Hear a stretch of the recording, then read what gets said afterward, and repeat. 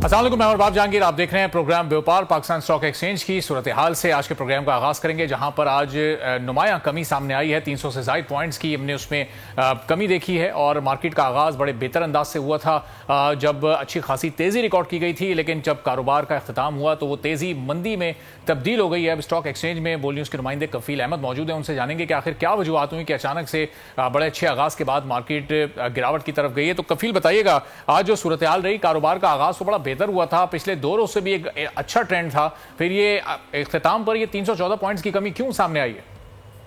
देखिए, मार्केट का आगाज खासा अच्छा और पॉजिटिव था और मार्केट जो है वो एक सेंटीमेंट पे अगर हम बात करें तो जो 66,000 का लेवल था मार्केट ने अबूर किया और 66,196 की बुलंद तरीन लेवल पे मार्केट गई है। तो हम इख्तिताम पे मार्केट में जो है वो सरमाए के उसूल के बाद जो हिस्से की फरोग जो है वो देखी गई है तमाम की जानिब से। अगर हम बात करें तो इख्तिताम पे 314 पॉइंट्स की मार्केट जो है वो कमी हुई है और 65,417 के लेवल पर मार्केट जो है वो क्लोज हुई है। जो माहिरीन से हमारी बात हुई, अगर आज भी हम बात कर लें तो जो वॉल्यूम है खासे कम रहे हैं और 11 अरब रुपए मालियत के 38 करोड़ जो एसेट्स हैं उसका कारोबार मार्केट में रिकॉर्ड किए गए। 113 कंपनी के एसेट्स में इजाफा, जबकि 221 में जो है वो कमी रिकॉर्ड की गई है।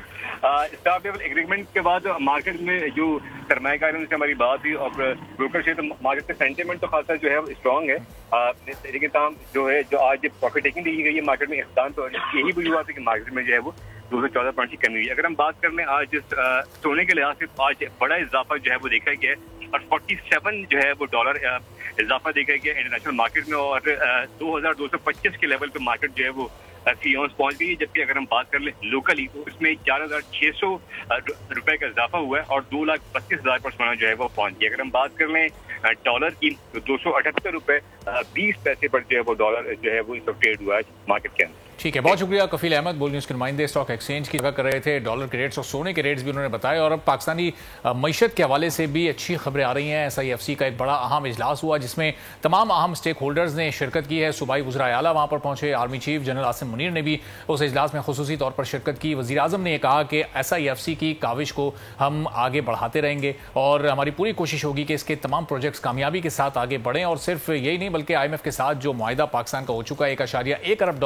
अब पाकिस्तान को मिलने वाले हैं और उसके बाद फिर ज़ाहिर है बैरूनी सरमायाकारी के भी दरवाजे पाकिस्तान में खोलेंगे। बहुत सारे ऐसे ममालिक हैं जो कि पाकिस्तान में मुस्तकबिल में सरमायाकारी करना चाहते हैं। तो पाकिस्तान की मईशत इस वक्त किस ट्रैक पर जा रही है और आने वाले दिनों में कितनी मौशी बेहतरी हम एक्सपेक्ट कर सकते हैं, इस पर हम गुफ्तगू करेंगे। सद्दाम हुसैन साहब इकोनॉमी माहिर माशियात हैं, पाइट से इनका ताल्लुक है। बहुत शुक्रिया सद्दाम साहब, प्रोग्राम के लिए आपने वक्त निकाला। ये इस वक्त जो चंद एक खबरें एक साथ सामने आ रही हैं, SIFC का इजलास भी हुआ, उसमें तमाम स्टेक होल्डर्स भी हमें एक पेज पर नजर आ रहे हैं। आने वाले दिनों में क्या इसके समरात आप मुकम्मल तौर पर मिलते हुए देख रहे हैं? कितना वक्त लगेगा इस प्रोजेक्ट से फायदा उठाने में? सद्दाम साहब से भी हम बात करेंगे, रिकनेक्ट हम करते हैं सद्दाम साहब को ताकि उनकी आवाज़ नाज़रीन तक पहुंच सके। और बड़ी अहम डेवलपमेंट्स हुई हैं माशी एतबार से। SIFC की ये मीटिंग इस हुकूमत के आने के बाद ये पहली बड़ी मीटिंग हुई है और इसमें आगे के हवाले से अब एक हिकमत अमली तय कर ली गई है, एक लाहे अमल बना लिया गया है कि सूबों को किस तरह से आगे लेकर चला जाएगा, किस तरह से SIFC से भरपूर और बेहतरीन फ़ायदा उठाने की कोशिश की जाएगी और जो तमाम दोस्त ममालिक हैं उनके साथ प्रोजेक्ट्स को किस तरह से आगे बढ़ाया जाएगा। सद्दाम हुसैन साहब हमारे साथ कनेक्ट हो चुके हैं। तो सद्दाम साहब, SIFC को आप पाकिस्तान की इकोनॉमी में आगे गेम चेंजर के तौर पर देख रहे हैं, क्या रोल इसका हो सकता है? कब तक इसके फवायद और समरात मुकम्मल तौर पर पाकिस्तान की इकोनॉमी को मिलना शुरू होंगे? जी शुक्रिया। सबसे पहली बात तो यह है कि हमारी इकोनॉमी मुश्किल हालात में है और आगे चंद महीनों या 1 साल में मुश्किल ही रहेगी। हाँ, ये हुआ है कि इलेक्शन के होने के बाद, नई हुकूमत आने के बाद और सब स्टेक होल्डर का मिल के बैठना और उसके ऊपर ये जो IMF की आखिरी ट्रांच हमें मिली है 1.1 बिलियन डॉलर की, तो थोड़ा सा स्टेबिलिटी, वो जो हम एक टर्म यूज़ करते हैं ब्रीदिंग स्पेस, हमें मिलेगी, जो हमारी मजबूरी भी थी। बट हमें अभी मुश्किल फैसले होंगे क्योंकि अगला जो एग्रीमेंट होगा IMF के साथ वो नेक्स्ट फाइनेंशियल ईयर में होगा और उसके लिए टाइट बजट, ज़्यादा टैक्सेस, बिजली के नर्ख में इजाफा और चीज़ों के नर्खों में इजाफा और फिस्कल कंसोलिडेशन जो कहते हैं, एंड टाइट जो मॉनेटरी पॉलिसी है, तो ये आम आदमी के लिए तो मुश्किल है। बट एटलीस्ट ये जो हमें अभी एग्रीमेंट हुआ है, ये जो अगला एग्रीमेंट हमें IMF के साथ हम उसमें जाएंगे, उसके लिए भी एक खुशगवार फैक्टर के तौर पे, क्योंकि ये अगर हमने कंप्लीट किया है तो कुछ ना कुछ वजह है, कुछ ना कुछ तो हमने प्रोग्रेस दिखाई है। अगर 100% नहीं भी दिखाई तो इसको हम शिफ्ट करेंगे और मुझे लगता है आहिस्ता आहिस्ता ट्रैक पे आएगी। बट इस वक्त हमें यही है जो गलती ہم نے 75 سالوں میں جو غلطی کی ہے وہ غلطی نہ ہو. We should not repeat that again. ہمیں ڈپینڈ کرنا آئی ایم ایف کے پروگرام پہ ڈپینڈنٹ نہیں ہونا چاہیے. اس کو یوز کرنا چاہیے ایز بریدنگ اسپیس, اور اس اسپیس کو یوز کرنا چاہیے ہمیں بنیادی اصلاحات جو ہمارے ملک میں. جب تک وہ بنیادی اصلاحات نہیں ہوں گی یا آئی ایم ایف کا پروگرام ختم ہو جائے گا, ہم پھر اسی پوزیشن میں آ جائیں گے, وہ ہم پھر ایک دفعہ آئی ایم ایف کے پاس جائیں گے. تو آئی ایم ایف کے پروگرام سے ملنے کو ہمیں خوشی نہیں سمجھنا چاہیے, اس کو ایز این اپرچونٹی سمجھنا چاہیے کہ ہمیں اچھا چلو کچھ ملنے کی اسپیس مل گئی, اور اس اسپیس میں ہمیں کچھ بنیادی اصلاحات, بولڈ اصلاحات لے کے آنی ہوگی, تب ہی ہماری اکانومی شاید ٹریک پہ آ سکے. ادروائز صدام صاحب, یہ بنیادی اصلاحات کیا ہو سکتی ہیں اور کس طرح سے اس پروگرام کو یا اگلے پروگرام کو آخری پروگرام بنایا جا سکتا ہے, اس پر بھی میں آپ کی رائے لوں گا. لیکن یہ بھی بتائے گا کہ اب اس پروگرام کے اناؤنس ہونے کے بعد, یہ معاملہ طے ہونے کے بعد کچھ پازیٹیوز بھی سامنے آ رہے ہیں. کل امریکہ کا بھی بیان سامنے آیا کہ وہ بھی پاکستان میں کوئی چھوٹی انڈسٹری میں سرمایہ کاری کرنا چاہتا ہے. پھر بلوم برگ کی جو رپورٹ سامنے آئی, اس میں پاکستانی جو ڈالر بانڈز ہیں ان کی ویلیو 2 سال کی بلند ترین سطح پر پہنچ گئی ہے. تو یہ سب آئی ایم ایف کی ڈیل کا ہی نتیجہ ہے؟ جی, یہ مختلف وجوہات ہیں اس کی. ایک تو حکومت آ گئی ہے نہیں, اب اسٹیبلٹی ہے, 4-5 ایئرز اپنی ٹرم تک رہنا ہے. پھر آئی ایم ایف کا جو ابھی ہمارا ایگریمنٹ ہوا ہے وہ بھی ہے اس کے اندر. تو سب جو اسٹیک ہولڈرز ہیں جو ہمارے ساتھ جن کے انٹرسٹ ہیں ان کو پتہ ہے کہ اب کچھ اسٹیبلٹی رہے گی. تو جب اسٹیبلٹی ہوتی ہے تو پھر انویسٹمنٹ بھی ہوتی ہے, اکنامک ایکٹیویٹی بھی ہوتی ہے. تو اس وجہ سے شاید کچھ اچھے اثرات آپ کو دکھ رہے ہوں, بٹ یہ دور رس نہیں ہو سکتے جب تک ہم بنیادی اصلاحات نہ لے کے اپنے ملک میں. کیونکہ سب سے جو بڑی چیز ہے وہ انسرٹینٹی ہے ہمارے ملک میں, ہماری اکانومی میں. ہماری اکانومی انسرٹن ہے. ہمارے انڈسٹریلسٹ کو یا باہر سے آنے والی جو بھی انویسٹمنٹ ہے, ایف ڈی آئی ہے, اس کو یہ نہیں پتا ہوتا کہ 3 مہینے بعد کیا حالات ہوں گے. 3 مہینے تو رہنے دیں, 1 ہفتے کے بعد بھی حالات نہیں پتا ہوتا. انسینٹیو میکینزم چینج ہوتے ہیں, جو فریم ورکس ہوتے ہیں فار انڈسٹری ایکسپورٹس کے لیے وہ چینج ہو جاتی ہے. تو جب تک آپ کو یہ نہیں پتا کہ اگلے ہفتے کیا ہونے جا رہا ہے, وائی وڈ آئی انویسٹ. میں انویسٹمنٹ تبھی لے کے آؤں گا, اپنے جو انویسٹمنٹ اسی وقت لے کے آؤں گا جب مجھے پتا ہوگا. تو سب سے پہلے ہمیں سرٹینٹی لے کے آنی ہے, کم از کم 5 ایئرس کے لیے, 8 سال کے لیے زیادہ سے زیادہ. ایک انڈسٹری کو ایک فریم ورک بنانا چاہیے, ایک اکانومی کے لیے ایک فریم ورک بنانا چاہیے, تاکہ جتنے بھی پلیئرز ہوں جو کہ کھیلنا چاہتے ہیں ہماری اکانومی میں, ان کو پتا ہو کہ 8 سال تک یہ گیم ہے, یہ رولز آف دی گیم ہے, یہ انسینٹیوز ہیں, اینڈ وی کین انویسٹ. ہم یہ لے کے آ سکتے ہیں اس انڈسٹری میں. وی کین صاحب اس وقت جو گورنمنٹ کی اسٹریٹجی ہم دیکھ رہے ہیں وہ تو سمپل یہ ہے کہ ہر چیز کا ٹیرف بڑھ رہا ہے. انرجی ٹیرف آپ دیکھ لیں, اس میں بجلی اور گیس مہنگی ہو رہی ہے, اور ظاہر ہے کہ آئی ایم ایف کی شرائط کی بنیاد پر اس کو مہنگا کیا جا رہا ہے. تو اب یہ آئی ایم ایف کے پروگرام میں رہتے ہوئے جب یہ ٹیرفس بڑھتے ہیں تو پھر ہماری ایکسپورٹس محدود ہو جاتی ہیں, کم ہو جاتی ہیں, جو انٹرنیشنل آرڈرز ہوتے ہیں وہ انڈسٹری نہیں پورے کر پا رہی ہوتی. تو آئی ایم ایف کے پروگرام میں رہتے ہوئے ہم اپنی ایکسپورٹس نہیں بڑھا سکتے, انرجی ٹیرف کو ہم اپنے مطابق نہیں کنٹرول کر سکتے. تو پھر یہ اصلاحات جو ہیں وہ کون سی اصلاحات ہیں, کن اصلاحات کا آپ ذکر کر رہے ہیں, وہ کس طرح سے ہوں گی؟ پھر کہ آپ نے ابھی خود ہی بات کی, بجلی کے جو نرخ ہیں زیادہ بڑھ رہے ہیں, اس کے میں اصلاحات یہی ہیں کہ ہم عوام کے اوپر بوجھ نہ ڈالیں. اصل ایشوز قیمت کے نہیں ہیں, اصل ایشوز ٹرانسمیشن کے ہیں, تھیفٹ کے ہیں, اور چیزوں کے ہیں, ایفیشنسی کے ہیں. سسٹم کے اندر ایفیشنسی نہیں ہے, تو اس کی وجہ سے جو بوجھ ہے وہ ہم کنزیومر پہ ڈال دیتے ہیں. اس کا جو نرخ ہے وہ ہم اس کو اوپر لے آتے ہیں. بٹ یہ شارٹ ٹرم ہے, کیونکہ وہ جو اصلاحات ہیں اس میں اٹ ول ٹیک ٹائم, کچھ مہینے لگیں گے, کچھ 1 سال لگے گا پورے سسٹم کو امپروو کرنے میں, ایفیشنسیز ختم کرنے میں, جو تھیفٹ ہو رہا ہے اس کو کنٹرول کرنے میں. تو وہ ذمہ دار آئی ایم ایف تو نہیں ہے. آئی ایم ایف کو تو شارٹ ٹرم اپروچ چاہیے. وہ کہیں گے آپ یہ نرخ اس کا اوپر کر دیں تو آپ کی ریکوری ہو جائے گی. بٹ وہ اصلاحات ہم نے دیکھنا ہے, یہ ملک ہمارا ہے تو وہ ہم نے کرنے ہیں. جب تک ہم خود نہیں کریں گے تو آئی ایم ایف تو کچھ نہیں کرے گا ہمارے لیے. تو سلام صاحب, یہ گورنمنٹ کرے گی, یہ ریلیونٹ منسٹریز کریں گی. جو ابھی نئے منسٹر آئے ہیں, ابھی ان کے ارلی ڈیز ہیں, انیشل ڈیز ہیں, لیکن ظاہر ماضی میں وہ سب مختلف منصبوں پر اپنے خدمات سر انجام دے چکے ہیں. تو اب یہ ہم جب پاور سیکٹر کی اگر بات کر رہے ہیں, ابھی سردار اویس لغاری صاحب کو یہ سیکٹر دیا گیا ہے, تو اب ان سے ہم ایکسپیکٹ کریں کہ وہ کچھ ایسی پالیسیز بنائیں گے جس میں ان اصلاحات کو پھر پرائرٹی دی جائے. جی آبویسلی یہ تو جو شارٹ ٹرم ہے, یہ تو میں نے آپ کو بتا دی, جو آئی ایم ایف کی ڈیمانڈ بھی ہے کہ پرائز انکریز کریں. بٹ اگلے 1-2 سالوں میں ہمیں پورے سسٹم کو اوورہال کرنا ہے, ایفیشنسیز ختم کرنی ہے, ایویلیویشن بیسڈ پہ جو اپوائنٹمنٹس ہیں पाकिस्तान इस वक्त बहुत तेज़ी के साथ माहौलियाती तनज़ुली की जानिब बढ़ रहा है, जिससे पाकिस्तानी मईशत को भी 500 अरब रुपए का नुकसान हो रहा है। अक़वाम मुत्तहिदा के जारी करदा नए आदाद-ओ-शुमार बहुत ही खौफनाक हैं और इन आदाद-ओ-शुमार के मुताबिक दुनिया की आबादी अब 8 अरब का हिस्सा अबूर कर चुकी है और इस 8 अरब की आबादी में तकरीबन 3% पाकिस्तान की आबादी पर मुश्तमिल है, जिसमें आप देखें कि पाकिस्तान की जो आबादी है जिस शरह से बढ़ रही है, तो क्या पाकिस्तान के लिए अब ये ख़तरे की एक घंटी है? क्या ये नई हुकूमत के लिए और आने वाली हुकूमतों के लिए एक बड़ा चैलेंज है? अब यहाँ सवाल ये भी है कि क्या मुस्तकबिल में पाकिस्तान में इतनी आबादी की ज़रूरियात को पूरा करने के लिए वसाइल भी दस्तयाब होंगे या नहीं? आबादी को कैसे कंट्रोल किया जा सकता है? क्या हिकमत अमली अपनानी होगी? इस पर एक रिपोर्ट आपको दिखाते हैं, फिर वापस आएंगे, मेहमान साहब का तारुफ करवाएंगे, गुफ्तगू करेंगे। तेजी से बढ़ती हुई आबादी की वजह से कुदरती और मादनी वसाइल कम हो रहे हैं, जिसकी सबसे बड़ी मिसाल पानी की कमी है। इसी तरह तेल और गैस जैसे दीगर वसाइल में कमी की वजह से पाकिस्तान को तवानाई के बहरान का भी सामना है। मुल्क का इंफ्रास्ट्रक्चर भी आबादी के हजम के लिहाज से नाकाफी है और इतनी बड़ी आबादी के लिए तालीमी इदारों, अस्पतालों और सड़कों की मुनासिब तादाद मुहैया करना किसी भी हुकूमत के लिए संगीन चैलेंज होगा। एक तहकीक के मुताबिक माहौलियाती तनज़ुली से हर साल पाकिस्तानी मईशत को तकरीबन 500 अरब रुपए का नुकसान होता है और इसमें बतदरीज इजाफा हो रहा है। ज़रूरी मुल्क होने के बावजूद पाकिस्तान को सालाना 9 अरब डॉलर से ज्यादा मालियत की खुराक दरामद करना पड़ रही है। वफाकी वजारत मौसमियाती तब्दीली के मुताबिक पाकिस्तान में 96% शहरी और 79% देही आबादी को पीने के साफ पानी की सहूलियात मुयसर नहीं, जिसके बायस मूजी बीमारियां बढ़ रही हैं। 40% अमवात आलूदा पानी पीने के बायस हो रही हैं। यूनिसेफ रिपोर्ट के मुताबिक हर साल तकरीबन 53,000 बच्चे 5 साल की उम्र को पहुँचने से पहले ही आलूदा पानी पीने से मौत की आगोश में चले जाते हैं। तहकीकाती रिपोर्ट के मुताबिक पाकिस्तान में 70% से भी कम आबादी को प्राइमरी हेल्थ केयर सेंटर्स की सहूलियात तक रसाई मैसर नहीं।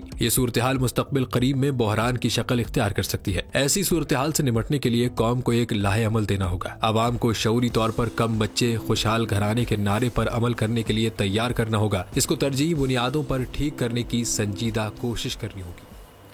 तो जहाँ हुकूमत को मौशी मसाइल दरपेश हैं, पाकिस्तान को इस वक्त मईशत को मजबूत करना है, वहीं पर अब ये माहौलियाती तनज़ुली का जो मामला है, इस हकीकी बहरान की जानिब पाकिस्तानी हुकूमतों की माजी में कितनी तवज्जो रही है और आगे इसके लिए क्या कुछ किया जा सकता है, इस पर हम गुफ्तगू करेंगे। मोहम्मद फैसल अली साहब, research fellow agriculture and climate change research group pied के, हमारे साथ मौजूद हैं। फैसल साहब, बहुत शुक्रिया प्रोग्राम के लिए, आपने वक्त निकाला। अब ये जो ये माहौलियाती तनज़ुली का जो इस वक्त एक फैक्टर है, ये पाकिस्तान को सालाना बुनियादों पर 500 अरब का नुकसान भी पहुँचा रहा है। पाकिस्तान में फूड सिक्योरिटी के भी इशूज़ पाकिस्तान में क्या पूरी दुनिया में सामने आ सकते हैं। तो ये इस वक्त कितने संगीन हालात आप देख रहे हैं इसको लेकर? अच्छा, बहुत शुक्रिया। पहली बात ज़िम्मत में यह है कि माहौलियाती तनज़्ज़ुली की तरफ तो मैं बाद में आता हूँ। आपने जैसे फूड सिक्योरिटी के ज़िम्मत में ये बात किया और अभी आपने जो रिपोर्ट जो है अवामुल नास के सामने पेश किया, उसमें इस बात का तज़किरा भी किया है कि हमें 9 बिलियन की जो है वो खुराक दरामद करना पड़ रही है। तो इसमें इस मामले को बड़ी गहराई से समझने की ज़रूरत थी, बड़ी दूर से देखने और बड़ी तवील जो है वो मनसूबाबंदी करने की ज़रूरत थी। अब देखिए, हमने एक तहकीक की है जिसके मुताबिक गुज़िश्ता 42 बरस में हमारी जो शरह नमू है आबादी की ज़रूरियात पूरी करने के लिए, ख़ुसूसन मैं गंदम के हवाले से बात कर रहा हूँ, वो 1.6% है। हमारी आबादी की शरह नमू आपके सामने है, रिसेंट सेंसस के बाद जो है वो 2.55% है। अब इतनी आबादी की जो ज़रूरियात हैं वो 124 किलोग्राम फी फ़र्द सालाना के हिसाब से अगर अंदाज़ा लगाया जाए तो वो 32 मिलियन टन बनती है। और हमारी जो गुज़िश्ता बरस हमने बड़े भरपूर किस्म के दावे सुना कि हमने बम्पर क्रॉप हासिल किया, उसके टोटल एस्टिमेशन जो है वो 27.6 मिलियन टन थी। अब ये 27.6 मिलियन टन और 32 मिलियन टन के दरमियान कितना बड़ा फासला है ये आपके सामने है, और ये अभी की सूरत हाल है। और अगर आबादी इसी रफ्तार से बढ़ती रहती है तो ये सूरत हाल कितनी गंभीर होगी या कितनी मुश्किल होगी। इसी वजह से असल में तो फोकस करने की ज़रूरत थी कि इस निज़ाम को किसी तरह से बेहतर किया जाए, इसकी जो है शरह नमू है इसको बेहतर किया जाए। पाकिस्तान की ज़मीनों में पोटेंशियल तो बहुत ज़्यादा है। हमारी औसत पैदावार जो है गुज़िश्ता 20 बरस के दौरान 28 से 30 मन के दरमियान रही है, ठीक है, जबकि हमारे हमसाया ममालिक जो हैं वो 40 मन 57 मन के करीब ये पैदावार ले रहे हैं। हमारी ज़मीनों का भी इतना है। तो इसमें बहुत सारे मसाइल हैं जिस पर एक एक करके बड़ी तफसील से बात हो सकती है कि इसमें बुनियादी तौर पर सीड जो है वो खालिस और सर्टिफाइड जो है वो हमारे किसानों तक नहीं पहुंचते, जो बिलाखिर जो है वो कम पैदावार की सूरत में सामने आते हैं और बेशुमार मसाइल हैं। ماحولیاتی تنزلی کا آپ نے ذکر کیا، اس میں بہت سارے فیکٹر ہیں، بہت سارے حوالوں سے. تو فیض صاحب یہ ماحولیاتی تنزلی کی طرف آنے سے پہلے جو بھی فوڈ سیکیورٹی کی جو آپ نے بات کی، ظاہر ہے کہ اس کی ریلیونٹ منسٹریز بھی پاکستان میں ہوتی ہیں اور صرف اس کی نہیں ہوتی، کلائمیٹ چینج کی بھی ہوتی ہیں. تو یہ جو پچھلے 42 سال کا آپ حوالہ دے رہے ہیں، اس میں کیا کوئی توجہ ہی نہیں دی گئی؟ اس کو ہم مستقل اتنے سنجیدہ ایشو کو اگنور کرتے چلے آ رہے ہیں؟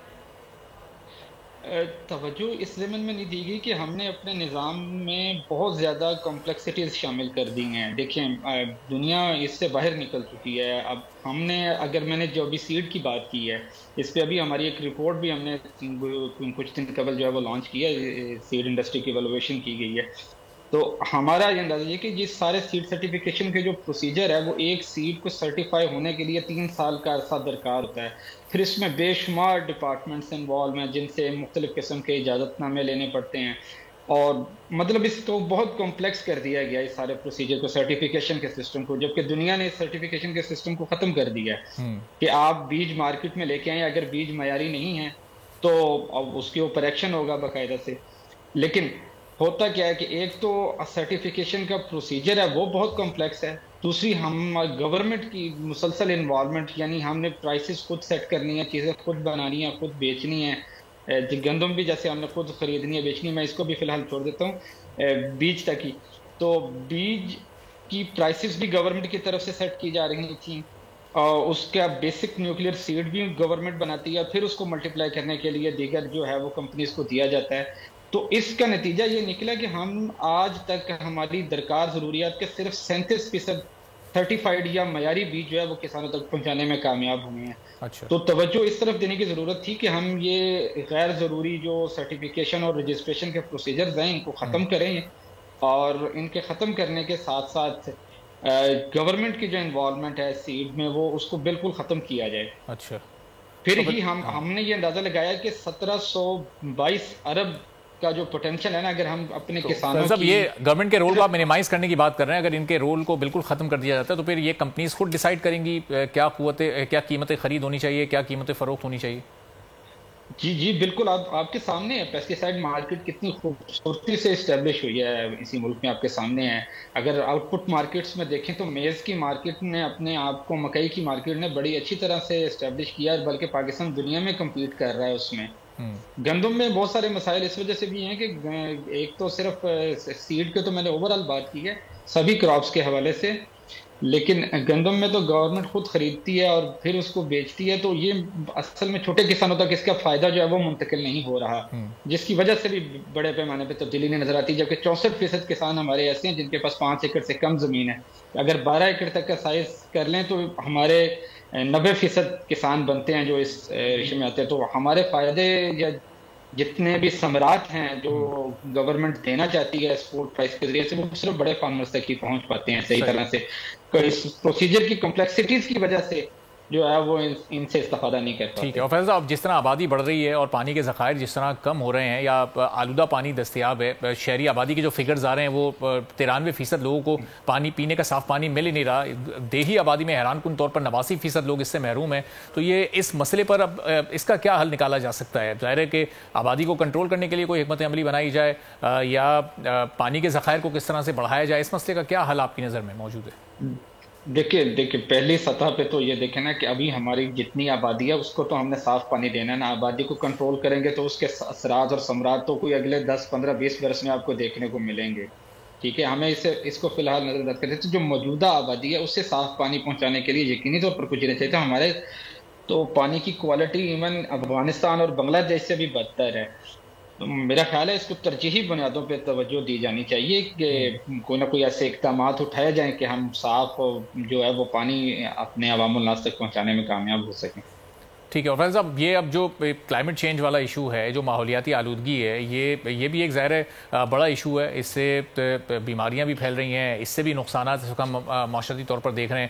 یہ جو ایک درخت لگانے والا سلسلہ شروع ہوا، کیا بس یہ ماحولیاتی تبدیلی جو ہوتی ہے یا یہ جو اس کے منفی اثرات ہوتے ہیں اس کو کم کرنے کے لیے صرف یہی ایک طریقہ کار ہے، یا اس میں اور بھی کچھ ایسی تجاویز آپ کے پاس موجود ہیں گورنمنٹ کے لیے؟ اچھا، اس میں دیکھیں آپ کو بنیادی اسباب کو دیکھنا ہوگا. ماحولیاتی تنزلی کے تو بہت سارے جو ہیں فیکٹرز ہیں. ابھی اسموک کا جو مسئلہ ہے وہ اکثر اوقات بڑی شد و مت سے ڈسکس ہوتا ہے، تو میں اسی پر تھوڑی سی بات اس ضمن میں کر دیتا ہوں کہ آپ دیکھیں کہ آپ آج کل کے ماحول میں آپ کو نہیں لگ رہا کہ آپ اس قسم کی زہر آلود فضا میں سانس لے رہے ہیں. صرف ونٹر میں آپ کو ایسا محسوس ہوتا ہے، لیکن اگر آپ اقوام متحدہ کے طے کردہ معیارات کو دیکھیں تو ہم اس وقت بھی 7 سے 10 گنا زیادہ آلودہ فضا میں سانس لے رہے ہیں. تو ہمیں اس کے بنیادی اسباب کو دیکھ کے اس کو ختم کرنا ہوگا. جس کے بنیادی اسباب میں ابھی جو تحقیقات ہوئی ہیں ان کے مطابق اس کا بنیادی سبب ٹرانسپورٹ سیکٹر ہے. یعنی ان ٹرانسپورٹ سیکٹر سے جو ایمیشنز ہوتے ہیں اوورال پنجاب میں اگر اس کو دیکھا جائے تو اس پہ 43% جو ہے وہ ٹرانسپورٹ سیکٹر کا شیئر ہے، جس کی وجہ سے یہ ایمیشنز ہوتی ہیں اور ہماری فضائیں آلودہ ہوتی ہیں. اور اگر یہ صرف جیسے لاہور بہت زیادہ ڈسکس ہوتا ہے اسموک کے حوالے سے دنیا کا آلودہ ترین شہر رہتا ہے، تو لاہور میں ٹرانسپورٹ سیکٹر کا شیئر جو ہے وہ 83% ہے. یعنی 83% اسموک کا سبب جو ہے وہ ٹرانسپورٹ سے ہونے والے ایمیشنز ہے. یعنی وہ اس میں یہ دیکھیں کہ جن سڑکوں پہ آج سے 10 سے 11 برس قبل 23 لاکھ گاڑیاں تھیں، اب وہاں پہ 73 لاکھ گاڑیاں چل رہی ہیں. ٹھیک ہے، تو اس میں جو سنجیدگی سے دیکھنے کی ضرورت تھی وہ نہیں دیکھا گیا. اس کو کسی طرح سے کنٹرول کرنا چاہیے تھا کہ پبلک ٹرانسپورٹ کو اچھی طرح سے نظام کو وضع کر کے لاگو کیا جاتا ہے. لیکن پھر یہ اور پیچھے چلے جاتے ہیں مسائل کہ ہماری ماسٹر پلاننگ بھی پراپر طریقے سے نہیں کی گئی.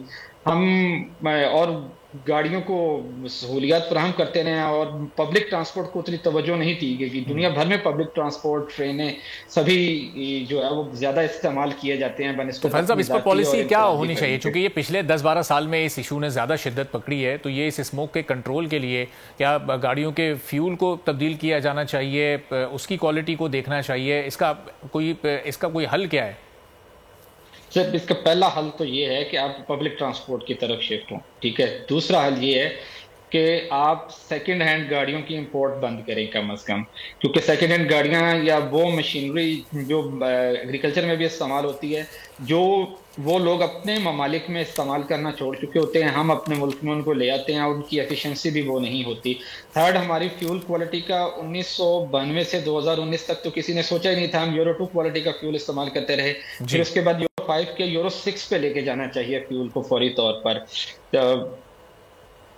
اس پہ توجہ دیجیے. ٹھیک ہے، بہت بہت شکریہ. علی صاحب ہمارے ساتھ موجود تھے اور بڑے اہم ایشوز پر گفتگو کر رہے تھے. اور ایک اور اہم سٹوری ہے جو کہ گڈز ٹرانسپورٹر سے متعلق ہے، جن کے اغوا کی وارداتیں اب بڑھتی جا رہی ہیں. اور اگر صرف 2 مہینوں کے فگرز ہم اٹھائیں تو 200 سے زیادہ تاجر اور شہری اغوا کیے جا چکے ہیں. اور یہ کراچی سے اندرون ملک بھیجی جانے والی اشیاء کی ترسیل کے دوران سندھ کے مختلف علاقوں میں یہ واقعات پیش آ رہے ہیں. اور اب تو ہائی وے پر بھی اس طرح کے واقعات بڑے تواتر کے ساتھ پیش آ رہے ہیں. رانا طارق شعیب صاحب ہمارے ساتھ موجود ہیں، جوائنٹ سیکرٹری ہیں کراچی گڈز کیریئر ایسوسی ایشن کے. ان سے ہم گفتگو کرتے ہیں کہ اب ان واقعات کے بعد ان کے کاروبار کو کتنا نقصان پہنچ رہا ہے اور اس پر اب کیا احتیاطی تدابیر وہ خود اٹھا رہے ہیں، گورنمنٹ سے ان کی کیا ڈیمانڈز ہیں. بہت شکریہ رانا صاحب، پروگرام کے لیے آپ نے وقت نکالا. یہ جو واقعات پیش آ رہے ہیں، یہ آپ کی نظر میں اس کی کیا وجوہات ہیں؟ کیوں اتنے زیادہ یہ واقعات بڑھتے جا رہے ہیں؟ بسم اللہ الرحمن الرحیم.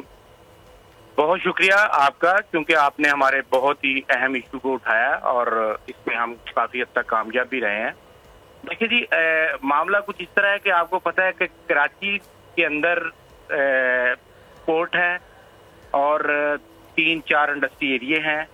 نوری آباد انڈسٹری ایریا ہے، ہب چوکی انڈسٹری ایریا ہے، حیدرآباد انڈسٹری ایریا ہے. اس سب کو کراچی کے اندر کراچی گڈز کیریئر ایسوسی ایشن ہینڈل کر رہی ہے. ہمارے پاس پورے پاکستان سے گاڑیاں آتی ہیں اور یہاں سے پورٹ سے مال اٹھا کے بھی لے کے جاتی ہیں اور انڈسٹریل جتنے بھی آئٹم ہیں وہ بھی کارگو پورے پاکستان میں پہنچاتی ہیں. اب 4-5 مہینوں سے آپ کو پتہ ہے، پہلے ہمارے 9 ڈرائیور اغوا ہوئے کشمور میں. شکر الحمدللہ وہ آپ لوگوں کے ہائی لائٹ اتنا کیا کہ وہ بازیاب ہوئے. اب یہ معاملہ بہت سیریس ہو چکا ہے. دیکھیں، پاکستان کے اندر افریقہ جیسا تھوڑا سا ایریا ہے، یعنی کہ آپ کہہ لیں کہ 60-70 کلومیٹر کا ایریا ہے. اب ہم پہلے کشمیر کی باتیں کرتے تھے کہ کشمیر فتح ہو جائے، اب کشمیر کی لوگ باتیں نہیں کر رہے، اب کشمور کی باتیں کر رہے ہیں. ہمیں کشمور ایسا لگ رہا ہے کہ وہ علاقہ ڈھیر کی، گوٹ کی، می پور، متھیلو، کشمور، وہ اتنے گھبراتے ہیں ہمارے ڈرائیور کہ وہاں سے گزرنے کو تیار ہی نہیں ہے. اب پہلے ہماری سپاہی 24 گھنٹے چلتی تھی، 24 گھنٹے کے اندر ہمارے پاس کراچی میں گاڑیاں آتی تھی 3500-4000 گاڑی ڈیلی پہنچتی تھی. اب وہ 3500-4000 گاڑیاں ڈیلی کی نہیں پہنچ پا رہی. چلیں آپ کا معاملہ حکام بالا تک پہنچ گیا, اس کو ہم وقتاً فوقتاً بار بار اٹھا کے اس مسئلے کا کوئی حل نکل سکے. بہت شکریہ. رانا طارق شعیب صاحب ہمارے ساتھ موجود تھے. اسی کے ساتھ آج کے پروگرام سے اجازت دیجیے. اللہ حافظ.